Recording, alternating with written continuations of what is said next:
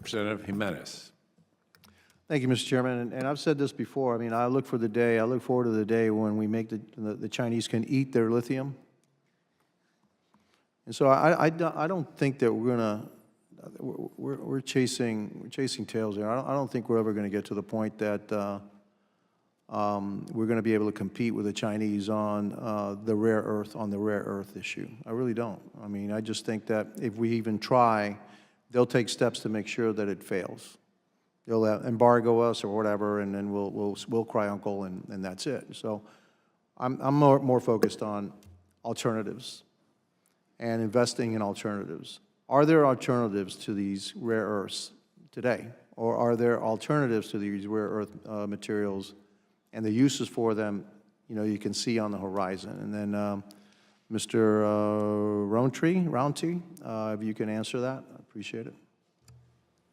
Yeah, I think, we developed our technology, over 12 years to really solve the challenge with rare earth magnets, right? So this is a new type of magnet technology. It's the first new magnetic material being commercialized in 30 years.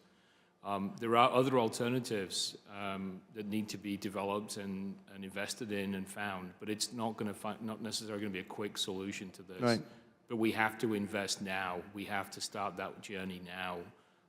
We're fortunate that the Department of Energy had the foresight to invest in Niron after the first world's rare earth crisis back in 2010-11, where a Japanese impounded a Chinese fishing trawler, and that was the first kind of signal how China would use rare earths really as an economic trade weapon.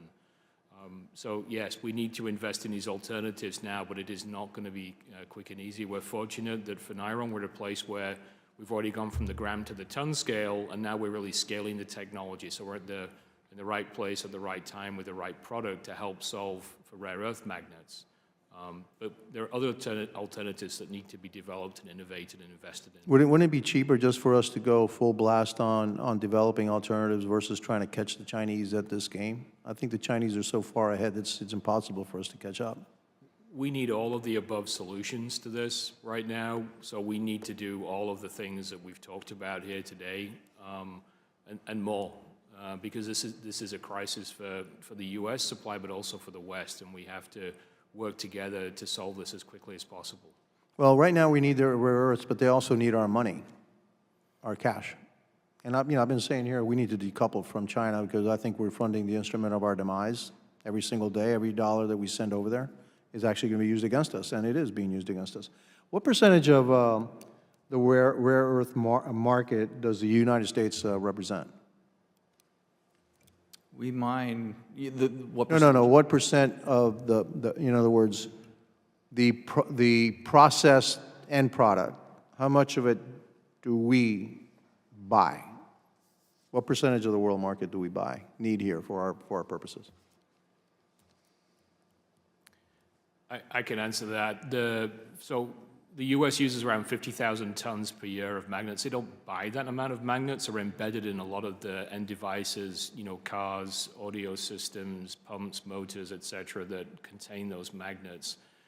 Today, it's around 300,000 tons of magnets globally, right? So it's around 15 to 20% of the world's rare earth magnets are being supplied into the U.S. in a variety of different end-use applications. How about the European Union? How much do they consume? It's a little bit less, but it's that kind of same 10,000. It's less, but it's quite significant. So with us and the European Union, well over a third of the market? Yes, I believe so.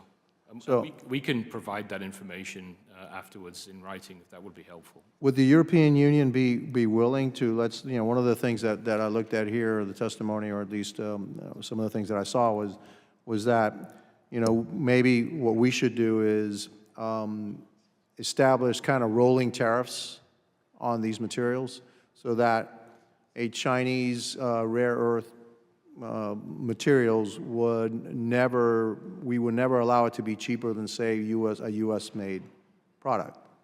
So, it would bounce up and down. So if somehow the Chinese, really wanted to suppress the price of a certain product, certain material, we would then raise the tariff on that material so that it would always be kind of like equal to the United States.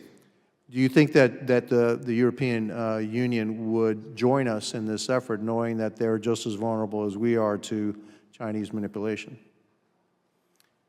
Yeah, it's a great question. I can't comment on the European Union, but I will point out that even though we use 50,000 tons a year here in the U.S., we're not buying that many magnets. It's significantly, it's around 7,000 to 10,000. So the challenge there is that they're embedded in different end devices that we're purchasing. So how do you manage that, or how do you regulate that or provide tariffs on that? It's not an easy question to figure out. Okay, my time has expired. Thank you. I yield back.